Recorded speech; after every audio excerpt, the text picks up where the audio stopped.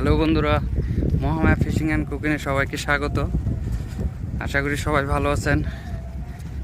তো আজকে আসছি আমরা ডিসি পার্কে। এখানে আমার বড় ভাই ওরা বসি এখানে সিট নিছে। হামেনে বদ্দা